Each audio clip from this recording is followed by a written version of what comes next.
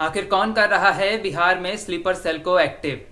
बिहार में आतंकी संगठन जैश-ए-मोहम्मद की जिस प्रकार से खबरें सामने आ रही हैं, उनसे तो यही मालूम पड़ता है कि दिन ब दिन यह आतंकी संगठन का गढ़ बनता जा रहा है।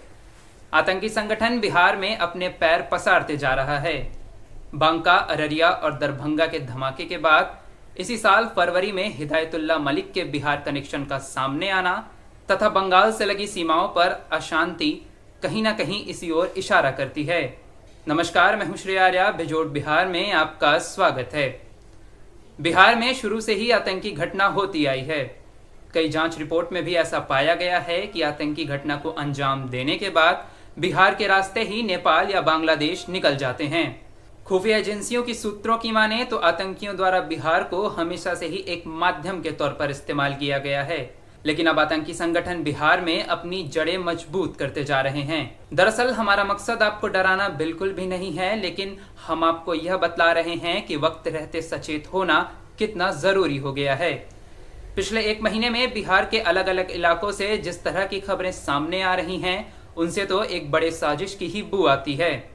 लिहाजा सुरक्षा एजेंसियों ने भी अपने कान खड़े कर लिए हैं। 23 मार्च 2021 को पूर्णिया के एक दलित बस्ती पर लगभग 200 लोगों ने हमला कर दिया। इस घटना के एक दिन बाद यानी 24 मार्च को किशनगंज में ही एक व्यक्ति की हत्या कर दी गई। बिहार के ये दोनों ही इलाके अंतर्राष्ट्रीय सीमा से काफी करीब हैं। इतना ही नहीं, हाल ही में 8 जून को भी बांका के मदरसे में एक विस्फोट हुआ था और पुलिस की जांच में यह बात सामने आ रही है कि यह एक देसी बम विस्फोट की घटना है, जिसे अब एनआईए को सौंप दिया गया है। 16 जून को हुई दरभंगा स्टेशन की घटना से तो शक और भी ज्यादा गहराता जा रहा है। आइए आपको अब बताते हैं कि बिहार का आतंकी और स्लीपर सेल के साथ क्या नाता रहा है। 27 अक्टूबर 2013 को पटना के गांधी मैदान में बीजेपी की ओर से प्रधानमंत्री पद के उम्मीदवार नरेंद्र मोदी की सभा में एक सीरियल ब्लास्ट हुआ था। इस ब्लास्ट में कई लोगों की जानें गई थीं। उस वक्त एनआईए की जांच में भी यह पाया गया था कि आतंकियों द्वारा इस घटना को अंजाम दिया गया है तथा आतंकी बिहार झारखंड के स्लीपर सेल का इस्तेमाल कर रहे हैं।